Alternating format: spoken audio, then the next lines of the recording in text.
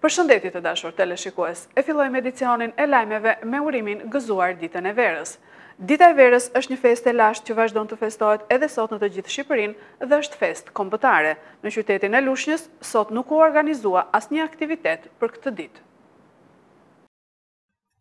Dita e verës është një festë shumë e lashtë e shqiptarëve, por që vazhdon dhe sot si një nga traditat tona më të bukura. Festimet kryhen në nderim të natyrës magjepsëse shqiptare dhe bimësisë që merrjet në këtë datë.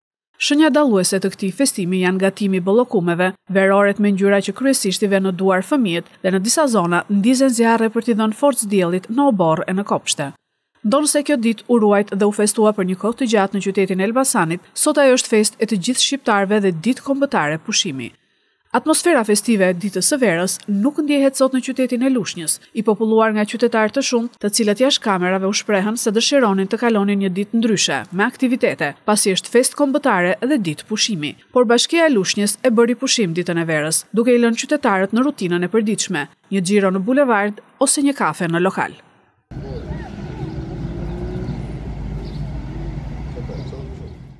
Qendra kulturore e fëmijëve zhvilloi dje disa aktivitete me rastin e ditës së verës. Koncerti në mbrëmje me këngë valle popullore mbylli këto aktivitete ku morën pjesë fëmijë të shkollave 9 vjeçare të Lushnjës.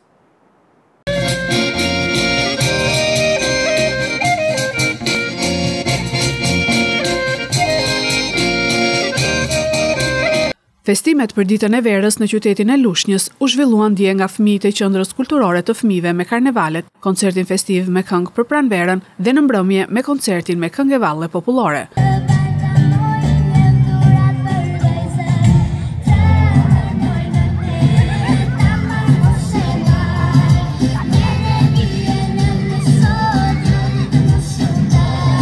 Të pranishëm ishin kryetaria e bashkisë Eriselda Sefa, stafi i saj, prindër dhe fëmijë.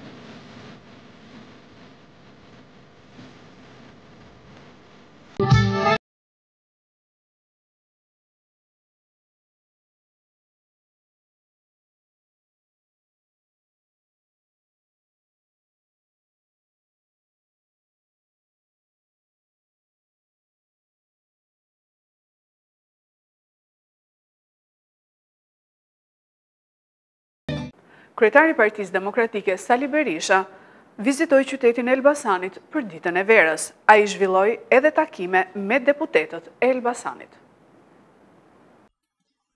Kryetari i Partisë Demokratike Sali Berisha ditën e verës ka vizituar qytetin e Elbasanit.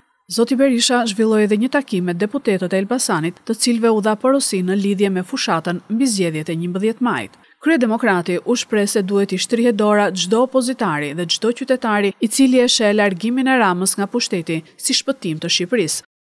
Do bëni gjithçka të bashkoni çdo fluks opozitar në veten tuaj. Do shtrini dorën çdo opozitari. Do pranoni bashkimin në diversitet. Bashkimi në diversitet është prova e tolerancës, është lakmusi për një demokrat. Më pas, zoti Berisha u ndal tek listat e dorëzuara në KQZ për zgjedhjet e 11 majit. Asnjë lloj krahasimi me listat e palës tjetër. Edi Rama ka sot 10 prej tyre me dosje të rënda, vjedhjesh, hajnish, përvetësim pronash, ja ku jemi ne, opozitar. Kryetari i Partisë Demokratike Sali Berisha i ka konsideruar deklaratat e kryeministrit Edi Rama për Dashnor Sulën dhe Kujtim Gjuzin si një përpjekje për të eklipsuar programin e Partisë Demokratike për zgjedhjet e 11 majit. Kanë 3 ditë që merren me Dash Sulën dhe me musteqet e Kujtim Gjuzi. Këta duan që të eklipsojnë me propagandën e tyre një program madhështor, një program që shqiptarët se kanë patur kur përpara këtij. Gjithashtu, ai përsëriti apelin për deputetët e Partisë Demokratike që nuk u futën në listat e mbyllura, që të vijojnë kontributi në parti, pasi sipas tij udhëtimi politik nuk mbaron me një finish, por është i gjatë.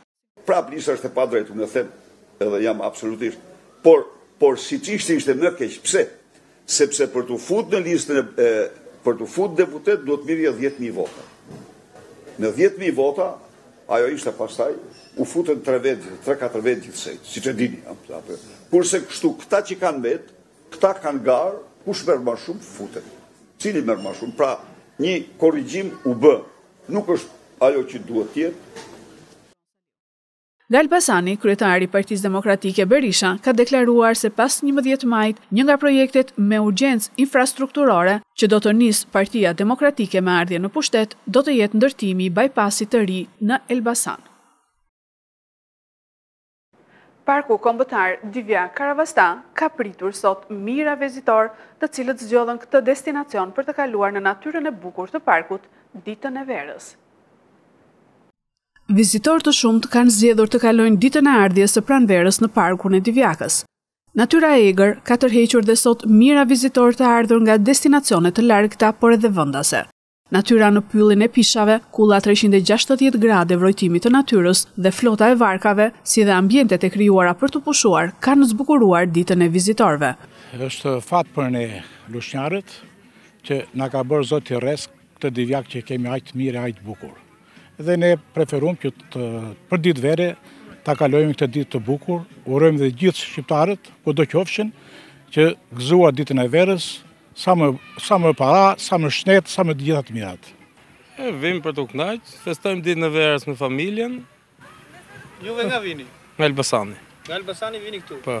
Po pse shumë në Elbasan këtë ditë? Atje është më rëmuj sot më ashtu, dhe këtu është më qetë, edhe vim. Kemi zgjedhur Divjakën për vetëm një arsye, se është një vend i këndshëm, edhe bukuria e rrallë e natyrës. Edhe ta kalojmë ditën e verës gëzuar këtu.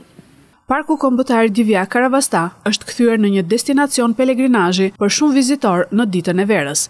Një atraksion i përvitshëm për vizitorët jo vetëm nga rrethinat e Divjakës e Lushnjës, por edhe nga qytetet të tjera të Shqipërisë. Dita e verës dhe dita e Babar Refatit festohen të dyja në pikën turistike të Gurzezës në Cakran të Fierit, por rruga e amortizuar e bën të vështirë lëvizjen e banorëve drejt kësaj pike turistike. Rruga e amortizuar që të çon drejt pikës turistike të Gurzezës në Cakran të Fierit dhe shpopullimi i fshatrave përreth kanë bërë që dita e verës, e cila përkon dhe me ditën e Babar Refatit, të festohet në një atmosferë të vakët dhe pjesëmarrje të ulët krahasuar me vitet e mëparshme. Banorët pohojnë se nëse rruga kërkesë e hershme e tyre do të ishte rikonstruktuar dhe do të shoqërohej me sinjalistikën orientuese përkatëse, pjesëmarrja do të ishte më e lartë e madje nuk do të mungonin as turistët. Gjithë Cakra këtu do ishte. Edhe Fieri mos tani. Ti po s'ka rrugë. Që të bëhari gëzuar dhe e ndjekim gjithnjë këtë vim shpeshherë se si vend i mirë. Edhe i përshtatet këtij vendi, po që ka edhe mungesa, ka edhe pa plot dëshira me fjalë që plotësohen, jo rruga, jo gjëra, jo tjetra, po që megjithatë, sa mundësi që jemi bashkuar. Ne kemi bërë, kush e di sa herë kërkesë, ndash nga komuna, ndash nga bashkia, po nuk vë njëri dorë. Do rrugër atë parkur Tharku i Shoqi dhe çdo gjë pastaj mund të rregullohet. Por pavarësisht vështirësive, 10 banorë të zonës janë bashkuar festës, e cila shoqërohet me kurban, ndezje që rinj pranë të ashtu quajtërit vendi shenjtë, dhe falje e lutje në Teqen 400 vjeçare të Babar Refatit, ku janë shprehur dhe urimet për verë të gëzuar e mbarësi për të gjithë. Një festë mrekullueshme edhe për shumë vjet na ka gëzuar. Verë mbarësi qoftë gjithmonë. Uroj për ditën e verës të gjithë besimtarëve mbarësi, lumturi në çdo shtëpi të kenë. Jemi munduar nga patosi, fëmijët kanë ardhur nga Suedia, edhe për festojmë këtu.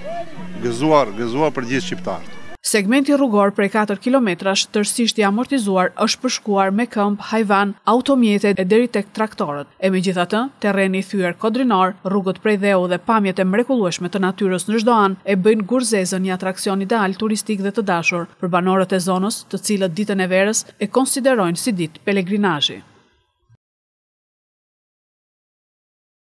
Sërbë nga zona të ndryshme të Kosovës shkojnë në Beograd, sipas tyre në mbrojtje të presidentit për protestën e 15 marsit. Sipas Radio Evropa e Lirë, sërbë nga zona të ndryshme të Kosovës si Shtërpca, Graçanica, Mitrovica Veriut, Leposavici e Zubin Potoku kanë shkuar në kampin para presidencës sërbe në mbrojtje të presidentit, sipas tyre. Kemi ardhur nga Kosova, vullnetarisht, askush nuk na organizoi. Janë deklaratat e serbëve të Kosovës, të cilët janë mbledhur në Parkun e Pionierit në Beograd, ku është ngritur një kamp i studentëve, që kundërshtojnë bllokadat e fakulteteve. Ne kemi ardhur për të mbështetur presidentin Aleksandar Vučić, i cili është gjithmonë me ne, është shprehur një qytetar tjetër, ndërsa ka theksuar se do të qëndrojnë aty derisa të jetë e nevojshme. Në mesin e tyre ka edhe punonjës të institucioneve serbe që besohet se u është premtuar rritje pagave mujore. Sipas Radio Evropa e Lirë, shumë nga serbët janë organizuar për të shkuar me autobus dhe disa me makinat e tyre private. Prej muajsh studentët kanë protestuar duke bllokuar 10 fakultete në Serbi, ura dhe kryqëzime rrugësh. Studentët të mbështetur edhe nga qytetarë të tjerë kanë protestuar në disa qytete të Serbisë që prej incidentit të Novi Sad, ku më 1 nëntor të vitit të kaluar 15 persona vdiqën nga shëmbja e një strehe në stacionin hekurudhor të qytetit. Ata kërkojnë përgjegjësi politike dhe penale për tragjedinë. Këto ishin lajmet tona për sot. Lajmet i gjeni edhe në internet në website-in 4plusmedia.tv. Kalofshi një ditë vere sa më të gëzuar. Bashk, mirupafshim.